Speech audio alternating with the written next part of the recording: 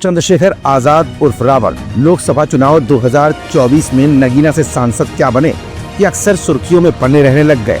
इस बार भीम आर्मी की रावण क्यों सुर्खियों में आ गए हैं? इंदौर से किस लड़की ने गंभीर आरोप लगाकर चंद्रशेखर आजाद उर्फ रावण की राजनीति को यू टर्न दे दिया है? आखिरकार चंद्रशेखर आजाद उर्फ रावण के ऊपर लगाए जा रहे गंभीर आरोप किस नई राजनीति का संकेत दे रहे हैं, या फिर इस राजनीति का मास्टरमाइंड मायावती को माना जा रहा है?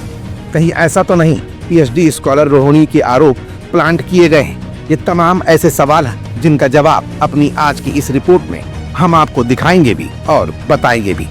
दरअसल भीम आर्मी के संस्थापक और नगीना से सांसद चंद्रशेखर आजाद इन दिनों उन पर लगे गंभीर आरोपों के चलते सुर्खियों में बने हुए हैं।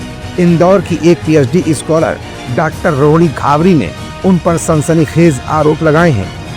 इंदौर की रहने वाली पीएचडी स्कॉलर रोहिणी ने दावा किया है कि चंद्रशेखर ने उनका और कई अन्य लड़कियों का शोषण किया है। रोहिणी ने चंद्रशेखर के खिलाफ केस दर्ज कराने और इस मामले को कोर्ट तक ले जाने की बात कही है। अब इस मामले में चंद्रशेखर की प्रतिक्रिया भी सामने आ गई है। मीडिया द्वारा इस संबंध में पूछे गए सवाल पर चंद्रशेखर आजाद उर्फ रावण ने अपनी प्रतिक्रिया दी है। उन्होंने कहा, यह मामला महिला के सम्मान से जुड़ा हुआ है। मेरे संस्कारों में है कि महिला के सम्मान के प्रति मैं सजग रहूं। मुझे पता चला है वो कोर्ट जा रही हैं, तो मैं कोर्ट में ही इसका जवाब दूंगा। ये मामला तब और भी ज्यादा बढ़ता गया जब रोहिणी घावरी ने चंद्रशेखर पर कई गंभीर आरोप लगाए। रोहिणी के मुताबिक उनका कहना है कि लोकसभा चुनाव तक वो चुप रही क्योंकि उन्हें चंद्रशेखर का कोई नुकसान न हो इसकी चिंता थी। बता दें, लोकसभा चुनाव के समय रोहिणी ने एक्स पर चंद्रशेखर को लेकर पोस्ट भी किया था कि उन्होंने उन्हें माफ कर दिया है, मगर अब उनका कहना है कि उनके ऊपर आरोप लग रहे हैं, इसलिए उन्होंने चंद्रशेखर के खिलाफ मोर्चा खोल दिया है। रोहिणी का कहना ये भी है कि मेरे ऊपर सवाल उठने लगे, इसलिए मैं अब बोल रही हूँ। उन्होंने आगे खुलासा करते हुए कहा कि जब हम डीप रिलेशन में थे तब मुझे पता चला कि चंद्रशेखर आजाद उर्फ रावण शादीशुदा है। रोहिणी ने यह भी दावा किया कि कई लड़कियां मुझसे कांटेक्ट करती हैं जिनके साथ चंद्रशेखर ने शोषण किया है। 2 लड़कियों ने मुझसे बातचीत भी की है।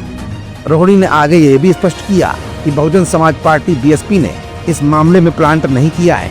उन्होंने कहा, बहन जी, मायावती हमारी लीडर है, वो इंटेलेक्चुअल इंटेलिजेंट महिला है, मुझसे प्लान करने का काम नहीं करेंगी। कुछ इसी तरह के आरोप लोकसभा चुनाव के दौरान ब्रजभूषण शरण सिंह पर भी महिला पहलवानों ने लगाए थे, जिससे ब्रजभूषण सिंह इस बार चुनाव नहीं लड़ सके।